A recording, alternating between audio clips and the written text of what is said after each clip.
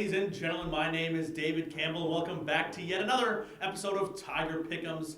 It is our third time, me, your host, David Campbell, talking some college basketball action, and it's actually our final show before the greatest month of the year, March. March Madness is back after a year of absence of the COVID-19 virus.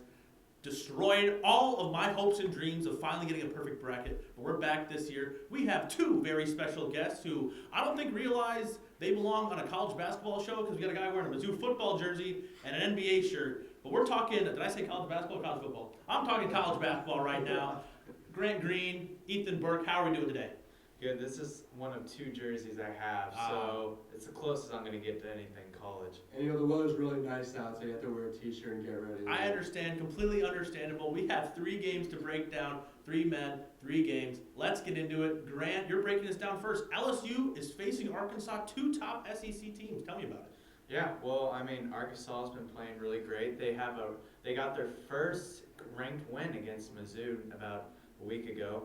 They got one guy that is an NBA prospect. His name is Moses Moody, averaging 16 points, 6 rebounds a game. They're 13th in the country in scoring as far as points per game. And then on the LSU side, you got 3 guys averaging over 16 plus a game: Cameron Thompson, Trenton Wofford, Devontae Smith. They're 8th in the nation in points per game. Mm-hmm. These are 2 teams, 9-4 SEC play. You should expect nothing less than a high-scoring game between them. 2 very high-powered offense teams. Absolutely. Arkansas. We were talking before the show. I'm a big fan of the Arkansas Razorbacks. When they played Mizzou, they showed it, and I think they are just as good as Alabama or Tennessee, which is a bold take. And I know I'm saying that. Grant, what's your pick for this one? Well, LSU did beat them last time, and I trust the team with the multitude of high-level scorers. Mm-hmm. So I'm going to get LSU beating Arkansas 85-81. Ethan, how about you? I'm going to go with the Arkansas Razorbacks on this one because Arkansas has been hot lately, and also, too, they're more complete now with Justin Smith in the post presence. They have the perimeter shooting, and they got the post presence down low. I'm going to say Arkansas in a high-scoring affair. I think it's going to be high-scoring. I think that's pretty much a guarantee. I mean, nothing's guaranteed in college basketball, but I'm also picking Arkansas. Like I said, I'm a big fan of them. I just want to say last week I went, 2-1, 5-2 on the year for me, my personal picks. I'm looking to be very successful, and I think I got a slam dunk here with Arkansas. Moving on, as we usually do, we take a non-SEC game. I'm talking about the biggest game of the week, my opinion. That's not me. Ohio State plays Iowa. We've talked Big Ten a lot, so we're moving to the Big 12, probably one of the most competitive conferences in all of America. We have Oklahoma State and Oklahoma, a little rivalry action. Starting off with Oklahoma State, there's one man you guys need to know. His name's Cade Cunningham, and he is the most likely, I'm not going to say it for sure, could be the number 1 overall pick. He's a 6'8" point guard who just does it all for that team, leads them in every major stat, and the final 2 games of actually Oklahoma State's season are against Oklahoma. The Sooners and the Cowboys face off for their final 2 games on February 27th. That's this weekend, and then the next week on the 3rd they face off as well. Oklahoma State's shown the ability to win big games. They've beaten Texas Tech twice, Texas, Kansas, and also Arkansas, we just mentioned. Those are some big wins for an Oklahoma State team who's not even ranked. And with Cade Cunningham, they're a team that I think is really hungry and kind of show what they're made of. Let's move on to the Sooners. They were unranked to begin the year. Now they're all the way up to number 7, top 10 ranking for the Sooners. They've also won big games. West Virginia twice. That's 2 ranked wins. Kansas, Texas, Alabama, which is a huge win for Oklahoma. Austin Reeves is the star of the team, leading them in points, rebounds, and assists. But I have to mention this guy as well, who's on the all-name team. I think it's Kur Quath. What a guy. I think it's Kur Quath is how you pronounce the name. The big man for Oklahoma on the Big 12 all-name team, absolutely. My prediction for this one, it should be an absolutely unreal game, high-scoring. I'm predicting an overtime, maybe even a buzzer beater. I got Oklahoma, the Sooners, in this one. How about you, Grant? Yeah, well, I mean, Oklahoma has done incredible since the start of the year. That every game that's been a top-level game, they've been competitive, even in their losses against Texas Tech. Texas Tech is a great team, but they always manage to make it close. And Oklahoma State, Cade Cunningham, you mentioned it. This guy is incredible. Yeah. He can do everything. But I mean, like I said, I favor the team with the multitude of high-level players rather than a team with one high-level NBA Yeah. draft pick. So I'm going to agree with you. I think Sooners at home are going to take this game. It'll be close, and then, yeah, it should be somewhere in the 80s or 90s Yeah. for sure. Eden? Now, we've had a lot of crazy college basketball games this season. Absolutely. But I'm honestly thinking that this game should be up there, one of the best games of the season, don't you think? Yeah, and also they play back-to-back too. That's 2 straight games of this, which I can't wait for. Exactly, and both teams have are on 2 or 3 game winning streaks right now. Yeah.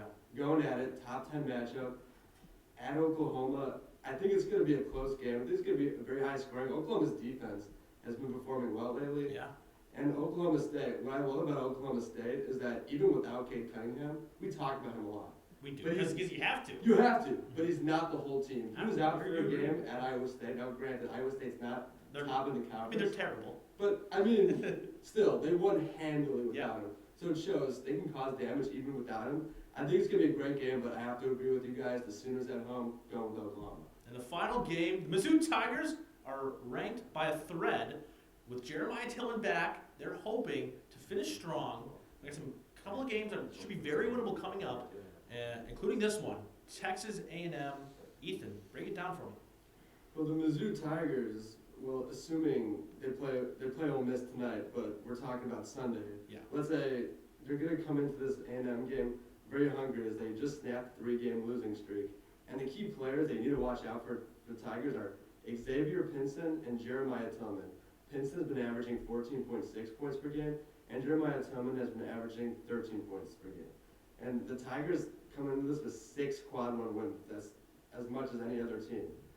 And the thing with the Tigers, Kobe Brown, that's a name we have to remember. He's the X factor. He's I'd the say. X factor. He's the heart of the team, in I my think so, opinion. yeah. Youngest guy on the team. Youngest, and he's on the rise too. Absolutely. He's been performing well lately. And going back to the Texas A&M, the Aggies are definitely more of a defensive type of team. Like if the Aggies are gonna win this game, it's got to be low scoring. I'm talking 60s, maybe even 50s. Yeah. That's how they're gonna win. And don't forget, the Aggies haven't played since January 30th. Yeah.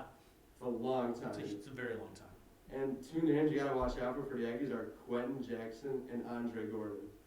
And the last time these 2 teams played was 68 to 52. Okay. And what you gotta remember about the last time these 2 teams played, yes, the Tigers took over and won handily, but Mizzou was only up by 4 points at halftime. Yeah. The score was 27 to 23. Mhm. I do think the Aggies defense is gonna cause a lot of problems. However, I don't think it'll quite be enough. I have it very similar to last game. I have the Mizzou Tigers win this thing by 15.